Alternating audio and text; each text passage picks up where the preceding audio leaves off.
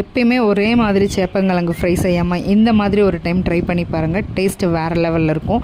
First ஒரு கடாயில் எண்ணெய் ஊற்றிட்டு கடுகு, சீரகம், கருவேப்பிலை போட்டு சேப்பங்கிழங்கை வேக வச்சு அதுக்கப்புறம் இந்த மாதிரி பீஸாக கட் பண்ணி உள்ளே சேர்த்துக்கோங்க. அதுக்கப்புறம் சால்ட்டு, மிளகாத்தூள், மஞ்சத்தூள் எல்லாமே போட்டு நல்லா மிக்ஸ் பண்ணிக்கோங்க. மிக்ஸ் பண்ணதுக்கப்புறமா பார்த்திங்கன்னா 1 ஸ்பூன் கடலை மாவு, அதுக்கப்புறம் 1 ஸ்பூன் அரிசி மாவு இதை போட்டு நல்லா மிக்ஸ் பண்ணிவிட்டு நம்ம இது ஃபுல்லாக நல்லா மிக்ஸ் ஆகிறதுக்காக லைட்டாக தண்ணி தெளிச்சுக்கணும்.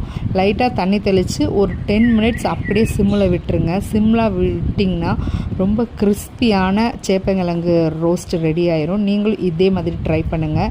இன்றைக்கி லஞ்சுக்கு என்னென்னு பார்த்திங்கன்னா நல்லா கொதிக்க சாதம், மாங்காய் பச்சடி, அதுக்கப்புறம் சுரக்காய் கூட்டு, அதுக்கப்புறம் ஒரு சூப்பரான சுண்டைக்காய் வத்த குழம்பு, அதுக்கப்புறம் சேப்பங்கிழங்கு ரோஸ்ட் இது எல்லாத்தையும் மிக்ஸ் பண்ணி சாப்பிட்றப்போ டேஸ்ட்டு வேறு லெவலில் இருந்துச்சு.